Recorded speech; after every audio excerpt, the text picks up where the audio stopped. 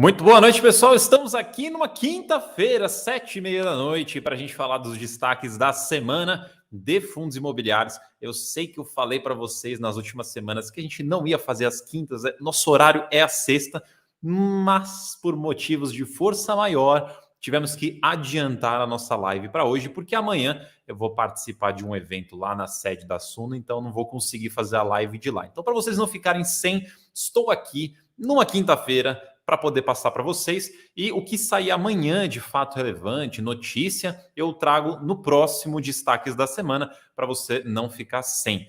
Tranquilo? Então, hoje a gente vai falar, obviamente, de fatos relevantes e comunicados que saíram de segunda-feira até agora, quinta-feira. E o de amanhã eu deixo para o próximo Destaques da Semana. Muito boa noite a todos vocês. Estou vendo o pessoal aqui já mandando no chat. Renato, Luiz, Edgar, Regis, Heisenberg. Aí sim. Heisenberg Goodman, aí sim, duas das minhas séries favoritas. Para mim, obras-primas, maravilhosas essas séries. Mas, enfim, tá tudo certo.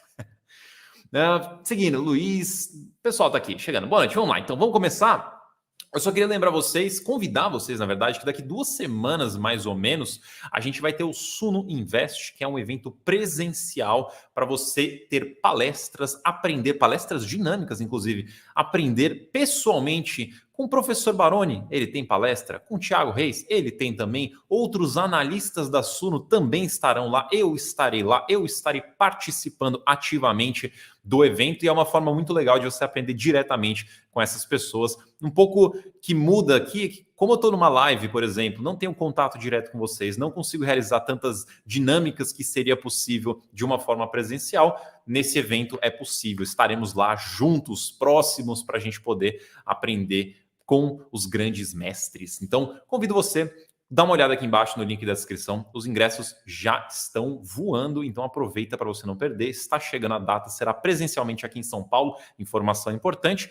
E qualquer dúvida que você tiver, o link da descrição responde para você. Seguiremos para o nosso Destaques da Semana. Deixa eu colocar aqui. Boa noite, pessoal que está chegando agora. Vamos lá, então. Destaques do dia 29 ao dia 1º. O único destaque rapidinho que a gente vai fazer é do Glog, que antes chamava Plog, que é o da Genial Logística. Basicamente, ele estava com uma inadimplência de um aluguel lá de março, resolvida essa inadimplência, só que, infelizmente, ele tem agora uma nova inadimplência referente a abril. Até por isso que ele teve uma redução nos rendimentos dele nessa última divulgação.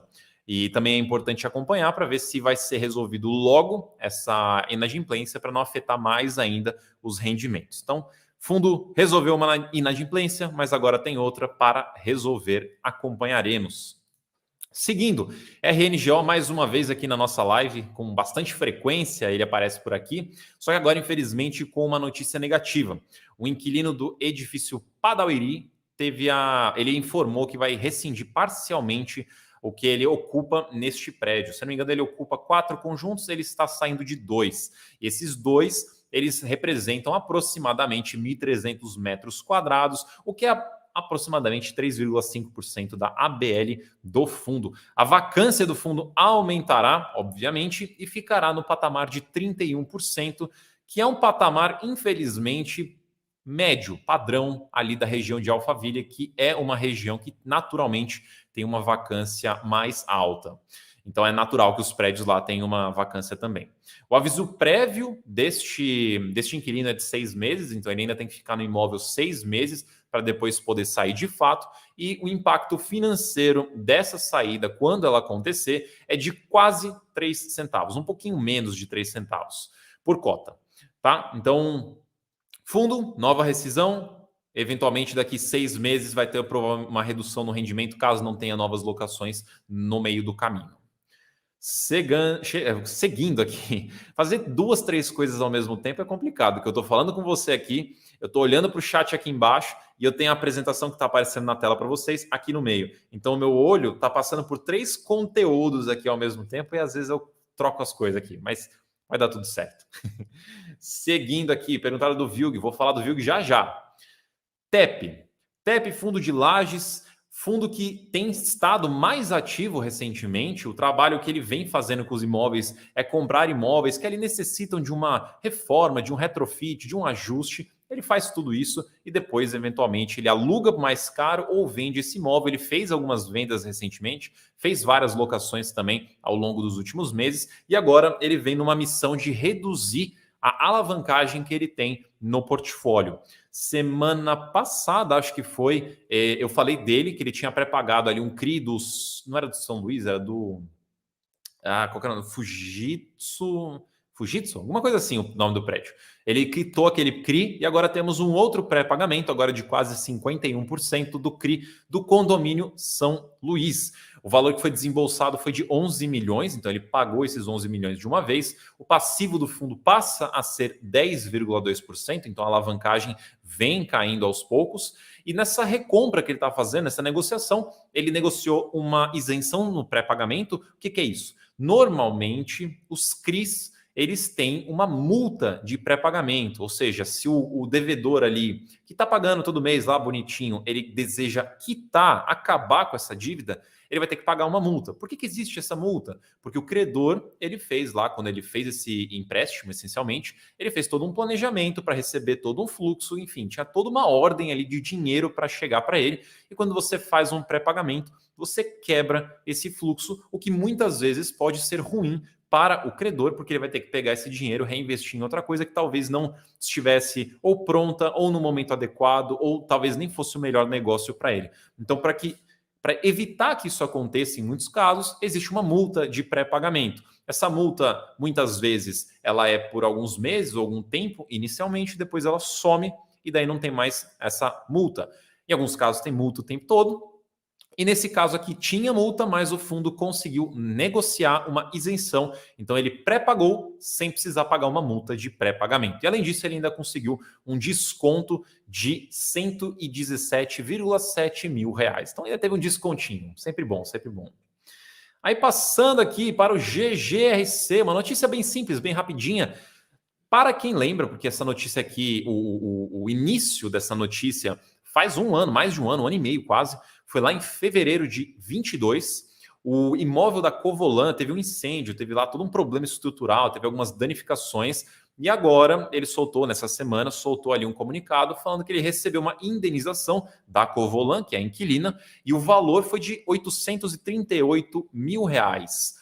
Este valor já foi recebido e ele representa, né, um rendimento extraordinário de aproximadamente 10 centavos por cota. Então, ele já recebeu o valor, tem ali uns 10 centavos por cota a mais. Um ponto aqui importante que o comunicado também menciona, que essa última linha do slide que vocês estão vendo, é que esse valor que foi pago, ele vai refletir na redução dos valores em aberto, porque este inquilino teve lá uma discussão de aluguel no passado também, teve algumas questões judiciais. Então ele está devendo alguns valores de aluguel e como ele pagou essa indenização, isso daí vai ser abatido ali do valor que está sendo devido, né? Está em execução judicial. Então, na verdade, é uma história que começou lá em fevereiro de 2022 com o incidente, teve agora um pagamento de indenização, mas a história com a Covolan não acabou, porque ainda tem esses capítulos judiciais aí de aluguel pendente para serem resolvidos. E a gente vai seguir aí os próximos capítulos dessa história. E quando a gente tiver, eu trago aqui para você também num próximo Destaques da Semana. E aqui sim, alguém tinha pedido o VILG, foi o Fausto. Fausto pediu o VILG aqui. Ele vendeu um imóvel nessa semana, ele vendeu 100% da participação que ele tinha no Jundiaí Business Park. Lembrando que a participação dele nesse imóvel está aqui na direita, abaixo da imagem. 43% é o que ele tinha do imóvel, então ele vendeu 43% do imóvel. Valor de venda, quase 35 milhões já recebidos, então pagamento à vista. O ganho de capital dessa venda foi 19 centavos. E a taxa interna de retorno, o que é a taxa interna de retorno, que eu sempre explico, nada mais é do que o retorno total do imóvel para o fundo. O que é esse retorno total? É o quanto o fundo recebeu de aluguel e também o quanto ele lucrou com a venda do aluguel, e é sempre expresso de uma forma anual. Então, esse negócio aqui, nessa conclusão desse negócio, foi feito e gerou um retorno de equivalente a CDI mais 5% ao ano. É interessante que normalmente não se, pelo menos os outros vários fatos relevantes que a gente acompanhou de vendas, normalmente a TIR não é mostrada dessa forma corrigida, né? Com uma correção ali, o índice. Normalmente é 10% ao ano, apenas. Nesse caso foi diferente, foi CDI mais 5% ao ano. E aí tem uma foto, obviamente, do lado para vocês verem. Inclusive, o VILG ele aumentou um pouco o rendimento dele do anterior, né, do penúltimo mês para o mês passado, ele aumentou um pouquinho o rendimento. Inclusive, falando em rendimento, deem uma olhada na live que o professor Baroni fez ontem, que ele fez um anúncio de rendimentos, ele falou de vários rendimentos, VILG entre eles. Deixa eu dar só uma olhadinha aqui. Beleza, chat, beleza. Seguindo, Rect. O Rect é uma notícia um pouquinho mais complicada. Complicada assim, entre aspas, né? Ele só tem mais informações de o que aconteceu. Então eu peguei os principais pontos, coloquei na tela e vou explicar. Inclusive o Rect foi um fundo que caiu aí uns 10% nos últimos dias. Eu vou dar uma explicada sobre o que aconteceu, né? Então vamos lá, por partes. E vamos acompanhando aqui o que está na tela. Só dar um gole d'água aqui, perdão. Vamos lá. Então, basicamente assim, o RECT é um fundo de lajes da gestora REC. Esse fundo ele foi estruturado lá atrás, foi crescendo, comprando novos imóveis, e alguns deles foram sendo comprados com dívida, ou seja, alavancado. O que quer dizer isso? Nada mais é do que ou ele pegou um dinheiro emprestado, né, através de um CRI, para poder fazer a aquisição, ou ele comprou a prazo. Essas são as duas grandes formas de se alavancar. Então ele foi crescendo, fazendo algumas emissões, comprando esses imóveis e acumulando dívidas. E isso aqui se aplica para vários fundos, tá? Vários fundos viveram esse tipo de cenário. Então, lá atrás, quando o mercado estava muito mais interessante ou muito mais aberto a emissões, os fundos foram crescendo, captando, se alavancando também. Só que, infelizmente, de uns tempos para cá, principalmente da pandemia para cá, o mercado de emissões foi se fechando até recentemente, aí, ano passado, agora, a janela de emissões fechou muito mais. E daí esses fundos que têm alavancagem, que têm dívida, que precisam pagar, não conseguiam captar dinheiro porque a janela de emissões estava fechada. Isso foi complicando a situação financeira desses fundos. Isso falando de uma forma geral. Entrando aqui no RECT agora, específico. Ele tem algumas dívidas e ele reestruturou uma dessas dívidas referente ao edifício Barra da Tijuca, que inclusive é o primeiro imóvel do fundo. Esse fundo, esse imóvel, ele tinha lá uma dívida que, se eu não me engano, está na casa dos 120 milhões de reais, dividido em 2 CRIs, e ela foi reestruturada. O que tem nessa reestruturação? Vamos lá, por partes. Primeiro, o fundo vai fazer uma amortização extraordinária de 7,6 milhões, então ele vai pagar 7,6 milhões de reais para amortizar essa dívida em até 4 dias dessa mudança. E essa mudança foi feita o quê? Tem uns 2 dias... É isso? 2 dias, passou 2, então basicamente ele está para pagar, já se já não pagou. Depois, segundo ponto, ele, por fazer esse pagamento também, ele vai ser dispensado dos pagamentos trimestrais que ocorreriam em junho e setembro desse ano. Ou seja, tinha 2 pagamentos para fazer esse ano, ele não vai mais fazer isso, especialmente também porque ele acabou de fazer uma amortização extraordinária. Terceiro ponto, ele negociou uma carência de amortização por 12 meses a partir de julho, ou seja, a partir do mês que vem. O que isso quer dizer? Quer dizer que pelos próximos 12 meses, a partir de julho, o fundo não vai precisar amortizar, pagar essa dívida no pedaço de amortização. Beleza? Seguindo, pagamento de juros e correção. Amortização é uma parte, juros e correção outra parte da dívida. Ele vai fazer um pagamento de juros e correção de quase 4 milhões em junho. Ou seja, agora, esse mês, né? Estamos agora em junho. Então tem esse pagamento aqui também. Já acumulamos aqui para aproximadamente 11 milhões e meio de pagamentos para serem feitos aqui no curtíssimo prazo. Seguindo, vão ter também agora pagamentos mensais de 1,3 milhão de reais. Eu escrevi milhões, perdão, é milhão de reais, durante o período de 12 meses que tem a carência de amortização. Então, vai ter esses pagamentos começando em julho, todos atualizados pelo IPCA. Por que foi feito isso?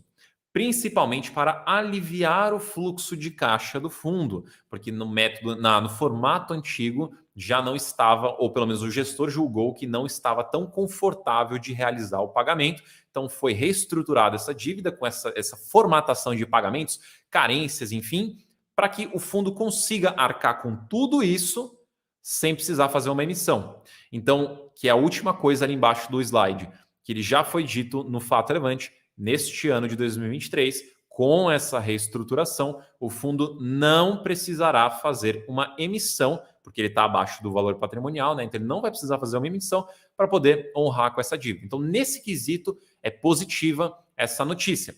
Mas aí é o que eu creio que as pessoas acabaram não gostando e por isso que devem ter mais vendido o fundo e acabado a cotação caindo, é porque ali a penúltima linha do slide é que por conta dessa reestruturação, por conta de como foi montado para conseguir também honrar com os pagamentos, o dividendo do fundo, né, o rendimento do fundo vai cair de 54 centavos para 40 centavos. Então, de 54 centavos para 40 centavos, uma queda de 14 centavos por mês a partir de agora, daqui para frente, né? Então, obviamente, até falei isso no meu Twitter lá, que os fundos imobiliários em geral, eles são muito sensíveis a mudanças na renda. Eles são precificados basicamente enquanto eles pagam, enquanto eles têm potencial de pagar. Então, se algo muda nessa realidade ou nessa potencial de futuro aí, a cotação acaba mudando também, reagindo. Então, no caso do Rect aqui, ele acabou tendo uma queda muito provavelmente, por conta dessa queda do rendimento. Mas só para vocês entenderem, primeiro, por que caiu, e segundo, por que caiu o rendimento, é porque ele está ajustando ali a parte financeira, o orçamento do fundo, para conseguir honrar essas dívidas sem precisar de emissão e sem causar outros problemas do fundo, tá? E lembrando vocês que essas notícias, resumos de relatórios gerenciais, análise de relatórios gerenciais, todos são comentados no Radar de Fundos Imobiliários para assinantes. Então, se você já é um assinante, confira lá. Tem muita coisa do que eu falei aqui já lá e com análise do professor Baroni. E também, se você não é um assinante, eu convido você a se tornar um assinante. Todo mundo que tem assinatura Sunofis e superior consegue ter acesso a essas informações do Radar de Fundos Imobiliários. E eu vou pegar aqui algumas perguntas para a gente responder. Vamos lá. Tem um pessoal que está perguntando do REC-R. Eu imagino que o REC-R é porque teve uma queda hoje. Vou até abrir aqui. Teve uma queda hoje, né, no REC-R. Imagino que essa seja aí a fonte da dúvida. Mas, na verdade, vários fundos imobiliários caíram hoje. Então, sinto que é uma coisa um pouco mais generalizada. Apesar de que, deixa eu conferir aqui também, apesar do IFIX ter... o IFIX fechou no negativo, 0,07. Quando eu tinha olhado a última vez, estava no positivo. Assim, basicamente ele ficou no 0 a 0 ali. Mesmo assim, vários fundos acabaram caindo. Não saiu nada sobre o REC-R especificamente. Então, vou até conferir também para ver se não saiu alguma coisa desde o momento que eu abri a live. Mas não saiu nada do REC-R, tá? Então não tem notícia aqui para eu atualizar vocês. Pode ser mais uma coisa estrutural aí, geral, dos fundos imobiliários, do que de fato algo específico do REC-R. Bom, deixa eu ver aqui algumas outras dúvidas. O Deóclides perguntou: após uma emissão de cotas, o fundo tem a tendência de queda? Não necessariamente, tá? Tudo dando certo, tudo jogando a favor, a tendência, na verdade, é que o fundo volte a caminhar para o caminho positivo depois de uma emissão, né? De valorizar pelo menos um pouco, recuperar o preço que ele estava antes, depois de uma emissão. Mas não é uma regra, não é uma garantia, é normalmente assim uma possibilidade, né? Então, sim, depende de caso a caso. O Luiz falou, cada vez mais bichinhos na prateleira. A ideia é fechar essa parede aqui com esses bonecos. Quem sabe um dia. É que eles são caros, então a gente tem que ir bem devagar para juntar. Porque senão, aí acabou meus rendimentos, acabou tudo e eu não vou encher essa estante. Bom, deixa eu ver mais algumas perguntas aqui. O Hesse perguntou aqui, né? Lanço no dia da liquidação, no dia da incorporação. Tô perdido. Meu controle consta que estou negativo porque descontou o valor e não consta a compra do ativo.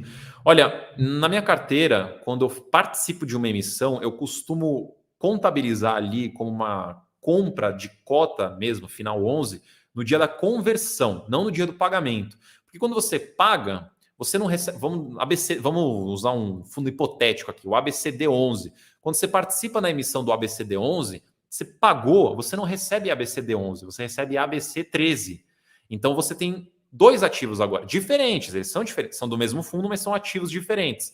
Então, só lá na conversão ou incorporação, como você chamou, ele vira ABCD13 para ABCD11. E daí passa a render normal também. Então, como eu faço? É baseado na data de conversão, não de liquidação.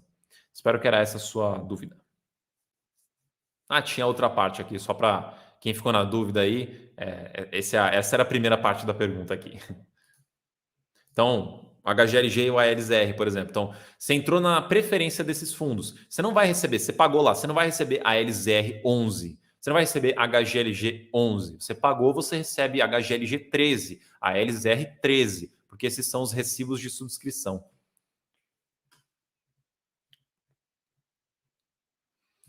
O Joelson perguntou se o SNLG e o Helg vão pagar rendimentos. Não, pelo menos por enquanto não, tá? Eles estão reestruturando, reorganizando, resolvendo as dívidas do fundo. Resolvendo isso, eles voltam a pagar. O Giorgio perguntou aqui, essa alta dos fundos imobiliários são relacionadas à queda do DI futuro? Se está subindo assim, imagina quando a Selic cair.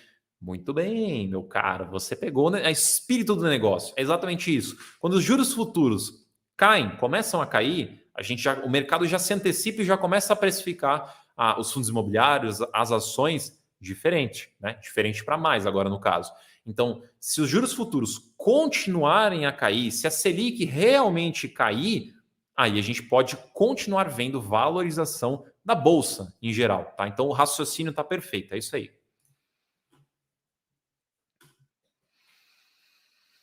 O pessoal está perguntando aqui sobre se vale a pena comprar ou vender fundo ABCD aqui.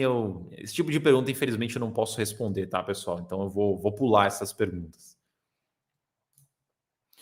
O Marco Antônio pergunta aqui: como é pago os proventos de subscrições que terminam em 13?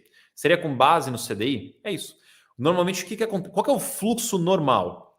O fundo abre uma emissão, as pessoas pagam o pedido, o fundo recebe o dinheiro. Só que a emissão está rodando ainda. Então ele pega o dinheiro, joga num investimento de renda fixa, seguro e líquido, que normalmente vai render ali seu 100% do CDI ou algo próximo a isso, e vai ficar ali o dinheiro. E o que rende ali do dinheiro é o que você recebe no seu recibo, né? No que seria ali, por exemplo, a LZR13, o HGLG13, tá? Aí depois que a emissão é concluída, que daí tudo vira cota final 11, aí você passa a receber de fato o que o fundo inteiro está gerando de resultado. O Blood Hell aqui perguntou: já sabe quando vai integralizar as cotas do ALSR? Ainda não, precisaremos esperar acabar a emissão primeiro. HGLG, mesma coisa. O Wilmar perguntou aqui: o que incomoda mais no SNLG é a falta de informações, sem relatório gerencial há meio ano. Vou te dar uma dica aqui. Vai no Instagram e segue o Jacinto, manda pergunta para ele também, porque ele que cuida do fundo e ele também é ativo nas redes sociais e ele está sempre conversando ali, fazendo story, respondendo caixinha de perguntas. E você pode também falar, dialogar com ele. Ele fala sobre o fundo também lá, tá? E também, sempre que preciso, você pode entrar em contato direto com o RI da gestora para você tirar suas dúvidas. O Vanderlei perguntou: boa noite, como é que sabemos se o valor que estamos pagando em uma emissão é um valor que está compensando? Exemplo, o HGLG. É para isso que você precisa fazer uma análise. Você precisa realmente estudar ali as características da emissão para chegar nessa conclusão. Então, você, por exemplo, sim, vamos olhar de uma forma muito simples. Simplificado, eu quis dizer. Você vai olhar o preço de subscrição, preço de mercado. Para fazer sentido, preço de subscrição tem que ser mais barato que o de mercado. Você tem que olhar também valor patrimonial e preço de emissão. Uma boa emissão é no valor patrimonial ou acima do valor patrimonial. Você tem que olhar o que vai ser feito com a emissão. Às vezes o resultado está ali no preço também, você precisa dar uma olhada. Então são várias coisas que você precisa analisar para chegar à conclusão de vale ou não vale participar. Então, exige uma análise. Inclusive, a gente fez análise do HGLG, do ALZR e do XPML, que são as 3 emissões aí mais recentes de fundos maiores. A gente fez e a gente publicou para assinantes, tá? Se por acaso você é um assinante, entra lá na área do assinante, pesquisa pelo HGLG ou também os outros fundos, se você quiser dar uma olhada, e veja a nossa análise. Lá tem todos os nossos critérios para fazer uma recomendação e a gente falou se vale ou não participar dessas emissões, beleza?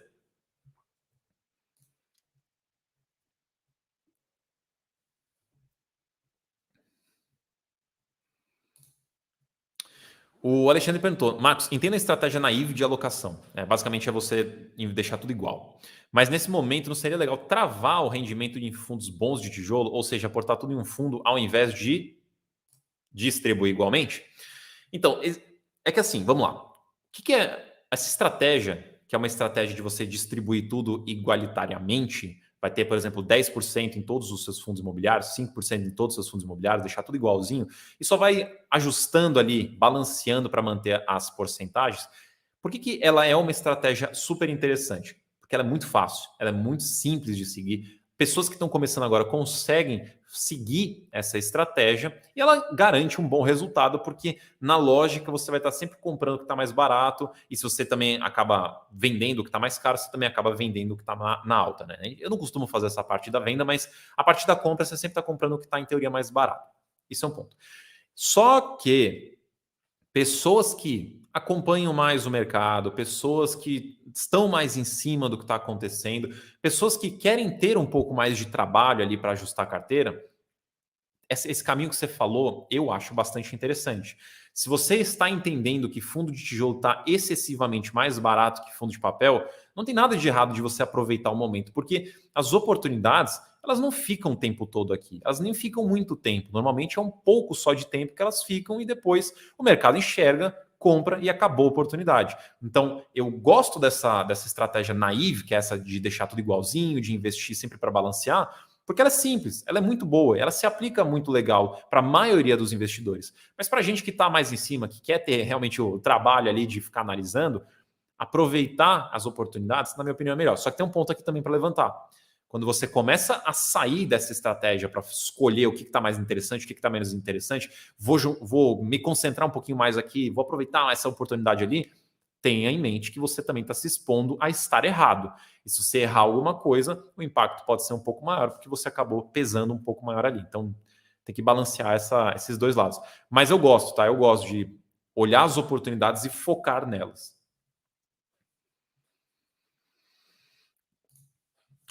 Vamos lá. Daniel perguntou quem tem direito às sobras do HGLG. Eu sou muito rígido com os termos usados em emissões, então me perdoe, mas eu faço isso porque é importante entender que termos específicos são usados para coisas específicas em uma emissão. E se você troca algum termo, você pode acabar errando alguma coisa na emissão. Então vamos lá. Sobras é o que tem no período de sobras, que é um período específico. HGLG não tem período de sobras. Vou até conferir, né? Vai que eu estou falando. É muita emissão para eu lembrar de cabeça, vai que eu falo coisa errada. Mas se eu não me engano, o HGLG não tem sobras. Deixa eu abrir aqui o Suno Emissões, conferindo aqui, HGLG, abrindo o fundo. HGLG, ele tem. Então, tá vendo? Ainda bem que eu fui conferir. Então, voltando atrás, o que ele não tem é período público. Então, vamos lá.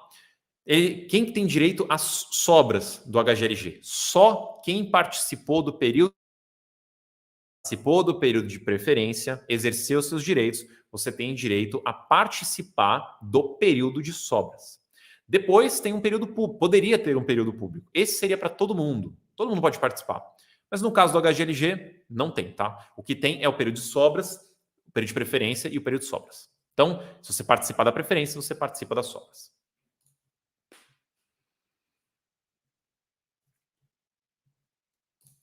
Jorge perguntou aqui, você acredita que haverá uma correção de fixo até o final do ano? Olha, Brasil já é difícil a gente prever a semana que vem. Você quer que eu preveja o final do ano?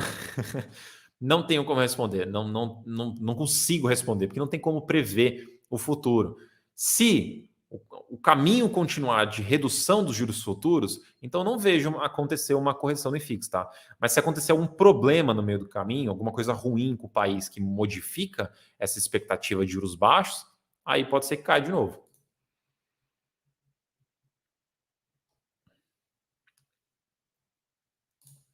Roger perguntou, como que um fundo de papel pode pegar as garantias? Os fundos de crise que caíram muito podem se recuperar? Garantia é o seguinte, o fundo foi lá, fez uma operação com uma empresa que precisava do dinheiro, ele emprestou o dinheiro. Mas ele não empresta o dinheiro de graça, ele cobra por isso, obviamente. E ele também não só cobra por isso, como ele precisa de algumas garantias. No sentido de que, se você que está pegando meu dinheiro emprestado não me pagar, eu vou pegar isso para mim que você deixou em garantia. Então, nada mais é, como é que ele pega? Tem que ter dado algo errado na operação, então quebrou lá as regras da operação, não pagou, enfim. O problema que aconteceu, e se acontecer, ele vai lá e automaticamente executa a garantia. Aí existem garantias que você consegue executar imediatamente e pegar o dinheiro, e existem garantias que você ainda precisa ir atrás para conseguir pegar. Então pode ter um trabalho maior para você conseguir executar. Então depende do tipo de garantia. Mas basicamente, quando é feita uma operação, as garantias já foram determinadas. E se algo der errado, essas garantias já determinadas serão executadas. E daí algumas são mais fáceis que outras para poder acessar. E a outra pergunta aqui, né? Os fundos de crise que caíram muito podem se recuperar? Podem, claro que podem. Tudo depende do cenário melhorar, eles voltam a valorizar, eles voltam a pagar bens para alguns que caíram, ou eles voltam a recuperar operações que estavam tendo problema. Porque assim, os fundos de papel, eles envolvem empréstimo. Eles estão emprestando para a economia real. Então, são empresas que estão construindo, são empresas que estão fazendo galpões, enfim, fazendo o que for que seja. Só que isso também depende da economia. Se a economia do país está indo para o buraco, essas empresas que pegaram um caminho ruim. E se elas vão para o caminho ruim, talvez elas não consigam honrar os seus pagamentos. E se não pagam os pagamentos, se não honra os pagamentos, pode ser que o fundo tenha problema. Então, veja como é uma cascata de problema. Então, se o Brasil melhorar, se a economia melhorar, todo mundo vai se recuperar. Basicamente, assim, de uma forma muito geral, é assim. Então, sim, dá para eles se recuperarem. Vamos ver aqui.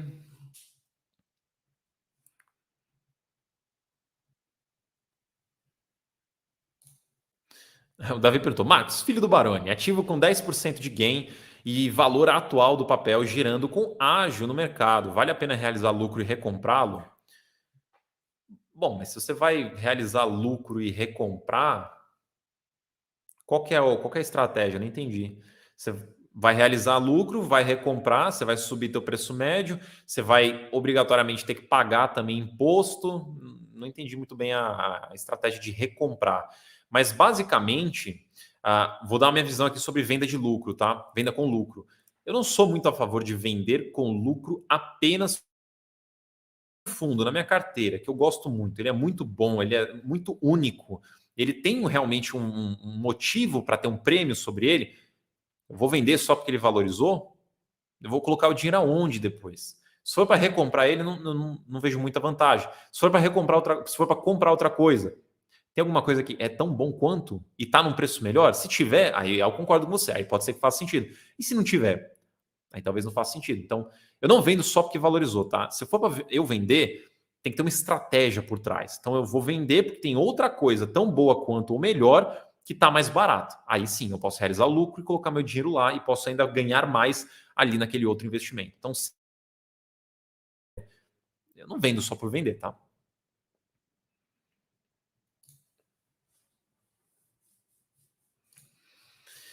O Van Investor perguntou aqui: investimentos abaixo de 300 mil, sem venda de ativos, apenas compras, estão isentos de imposto de renda? Olha, você tem que, na verdade, eu até preciso ficar um pouco mais por dentro das regras da declaração de recolhimento de imposto, porque mudou bastante coisa.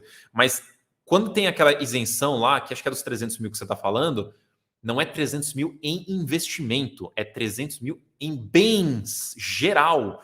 Carro, casa, moto, que for que seja, e também investimentos. Então, se você tiver na somatória de tudo isso, menos do que acho que é os 300 mil, eu confesso que eu não lembro se era 300 mil mesmo, mas acho que é. Se você tiver menos, aí beleza. Aí pode ser que você esteja isento. Tem outros critérios para você avaliar. Pode ser que você esteja, mas lembra que essa isenção é para bens no total, não apenas em investimento.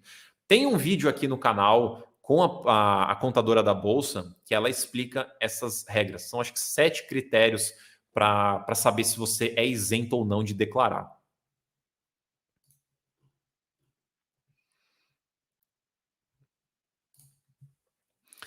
Uma pergunta aqui legal. Para apoio dos iniciantes, com a queda no valor de cotas dos fundos, mas com manutenção dos dividendos, é importante comprar, baixar o preço médio e pensar no retorno a longo prazo? A ideia é essa, tá? Eu só ignoraria essa parte do baixar o preço médio. Esquece isso.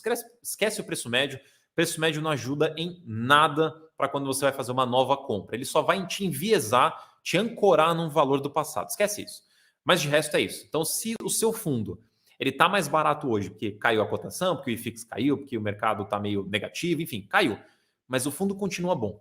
O fundo continua pagando bem. Talvez tenha até aumentado os rendimentos, porque muitos fundos aumentaram os rendimentos nesses últimos tempos.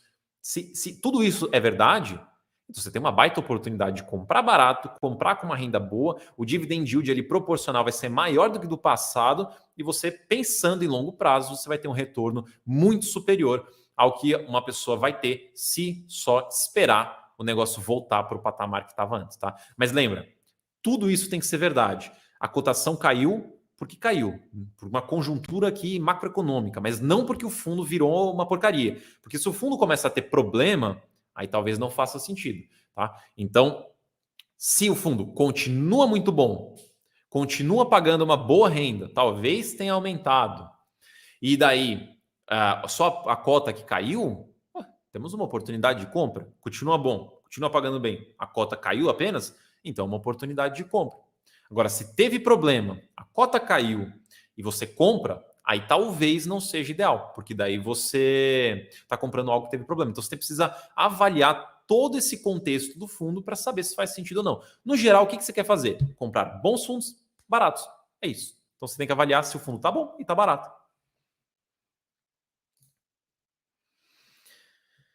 E pessoal que chegou agora, vocês perderam um aviso que eu dei. E eu tenho certeza que desde o aviso que eu dei até agora, alguns ingressos já foram. Porque em aproximadamente 2 semanas, a gente vai ter o Suno Invest, evento presencial aqui em São Paulo, onde vamos ter Thiago Reis presencialmente, Professor Baroni presencialmente, eu estarei lá também presencialmente, vários analistas e pessoas da equipe da Suno estarão presentes, além de convidados especiais também, para passar conteúdos para vocês, palestras dinâmicas, palestras que vão conversar com você e você pode tirar dúvida e pode trocar experiências pessoalmente com essas grandes pessoas do mercado.